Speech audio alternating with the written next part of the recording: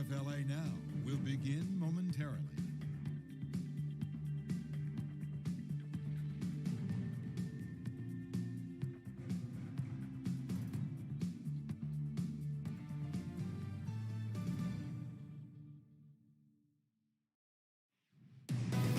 Streaming live on WFLA Now, powered by 1-800-ASK-GARY. Here's J.B. Buno. A new development as the search for Brian Laundrie continues. His sister, Cassie Laundrie, saw him not once, but twice, including being with him here at the Fort DeSoto campground in early September after Brian returned from his cross-country trip with Gabby Petito, or actually without Gabby Petito, even though she told the media that she hadn't seen him after he came back to Florida. Hey there, folks. J.B. Buno here with you live on WFLA Now. Great to have Josh Benson here with us back here live on stream, as well as Aid on Your Side investigator Masa Saidi. Masa, you just spoke with Stephen Bertolino via text message, the attorney for Brian Laundrie. What'd you find out? So I think it's important to start with what the sister had told GMA during an interview on September 17th. And she had an exclusive interview with GMA, and Cassie Laundrie, Brian Laundrie's sister, said that, quote, "We haven't been able to talk with him. I wish I could talk with him." And then she said that she's cooperated in every way that she can, but she called him a wonderful uncle. So again, we have the sister on September 17th saying that she has not spoken to Brian Laundrie, according to reporting from ABC. And I'm going to open up my text messages on my phone. So obviously the question is, was she telling the truth? Is the family telling the truth about their interactions? And the attorney, all I said was, "Good afternoon," and the attorney shot me that text because he knew what this was about. Like, I just said hi, and then boom. Probably rapid fire right down the text chain, yeah. Exactly, and he said, quote, "Cassie saw her brother Brian on September 1st. That's when Brian got back to Northport without Gabby, when he stopped by her home, and again on September 6th at Fort DeSoto Park. Law enforcement agencies are well aware of these dates," says the attorney. "Any prior communication by Cassie that does not reflect these dates is simply a difference of relating an answer to a question misinterpreted by Cassie or poorly posed by the Inquirer." So basically, yeah. So let me hop in here. So what Stephen Bertolino, the attorney, is saying here is that Cassie Laundrie misinterpreted the question in that ABC interview and didn't understand that question correctly. And when she said that she hadn't seen Brian since he returned home from that cross-country trip, returned home to Florida, that's what people are talking about online right now. She said, "I haven't been able to talk to him. I wish I could talk to him." And I think that's where the contradiction comes in, and this is why we're talking about this now, because if in the event that she's answered it that way and hasn't seen him, but then all of a sudden we can prove now that she saw him on the 1st and eventually at the park on the 6th, we have records from Pinellas County putting the family there, or at least Roberta reservation and camping trip there, the 6th through the 7th, according to the attorney. So it's all about putting the timeline together now and trying to like level up on what things are true and what things aren't. And when you look at this, that's why this is such a big development today, in that the sister, according to the attorney, saw him on the 1st and then on the 6th as well. I'll just say this, as far as on behalf of our viewers here on social media, part of my job here is, of course, to report what people are saying out there. There were already a sizable, overwhelming, let's just say, amount of people out there that just did not believe Brian Laundrie's parents, or doesn't believe Brian Laundrie's parents here, as far as what has been coming out from Stephen Bertolino, the attorney. And this doesn't help that. This doesn't help the public view here of the Laundrie family. Masa, we only have another few more minutes. We know that we got to get you going here as far as filing a report for our newscast here tonight on WFLA News Channel 8, your NBC station here in Tampa, Florida. But what development as far as the development, what does this mean now going forward, and how does this impact the search for Brian Laundrie? Well, so again, the FBI is leading the search here, and the FBI is not telling us anything, so we have no information at this point. We're unable to confirm any information from law enforcement. The Laundrie family attorney, again, they're saying that law enforcement agencies are well aware of these dates. They know that, Cassie saw her brother because Brian stopped by her brother's house on September 1st. Law enforcement is aware of, the fact that the family was all at Fort DeSoto. What impact does this have on the investigation? Well, at last check, My understanding was that the Laundrie family was not discussing certain details with law enforcement. I haven't heard that that has changed. So I think this is just what people are looking at as they try to determine, this family, how credible they are, what information they're putting out there, and, take it for what it is. What do you think, Josh?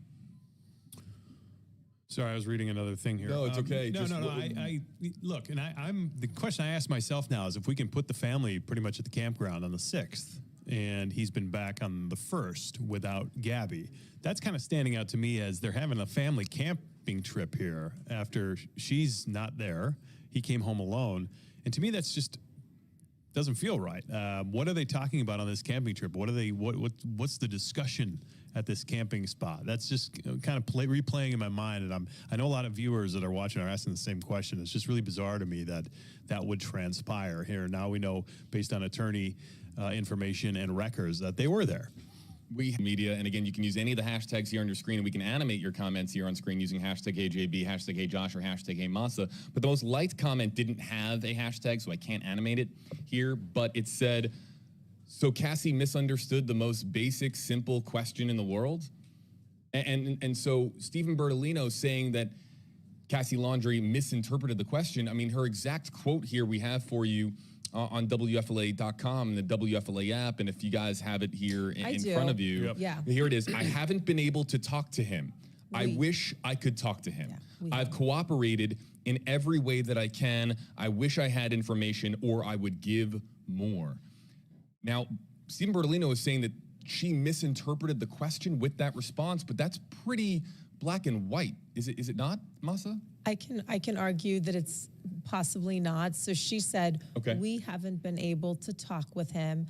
I wish I could talk with him. So she's saying talk with him. Talk about what happened. Talk about... Could be misconstrued different ways. Talk. And so the text message says that Cassie saw her brother. The attorney says that she saw her brother when he stopped by the home. And again, she saw him at Fort DeSoto. It doesn't say that they talked about the incident. So she didn't say, I haven't seen him. From what I pulled from GMA's website and from what I saw that they put out there, the sister didn't say, I haven't seen him. She said, we haven't been able to talk with him. I wish I could talk with him. Those were the words that they put out there. So based on just those words. But if you're all at a campground, I mean, that comes down to the question. If you're all at the campground together, are you not talking to each other? That's what a lot of people want to know. All right, let's start. And we're just peeling apart the layers as Masa is doing here to look at the explanation from the attorney. Yeah. Look at obviously, and analyze the interview and kind of put that in front of everybody to make their own conclusions. And stay, of course, with fact here. Yeah. And there's already, I'm seeing a lot here in our comment section, a lot of confusion here. And I'll show you just an example here, Masa and Josh, of some of the comments that we're getting in here. But Amber Brock, hashtag Hey Josh, who goes on a one-night camping trip, also 4 of them nonetheless. And I guess you could say, no, well, hold on a second. To Amber's credit here, they arrive on the 6th and they leave on the 7th. So that is a one-night, 2-day camping trip, according to the attorney. According to the record, the reservation was through the 8th. Yes, 6th through the 8th, but Bertolino says it was from the 6th to the 7th. Right. And who goes on a one-night camping trip? I would imagine that people do use this Fort DeSoto for weekend camping trips. Yeah. No, I could see somebody picking up and doing a quick trip, a rocket run, so to speak. I mean, back in Minnesota, we have a cabin up there. My family will make a rocket run up to the cabin for a night and come back just to check on it. It's just, I think people would do that. I don't think that's out of the question. I want to, Masa, this is something that I've been saying here on WFLA the last several days, as far as we were talking about, going camping after you return from a cross-country road trip without your fiance. Deb Peterson, hashtag AJB. This is again from our commenter, Deb Peterson. Very fishy. The fiance, Gabby, who lived with the Laundrie's for 2 years, she's missing and they go camping. Deb says, so not right. And this speaks to now, again, the public here reacting to this news.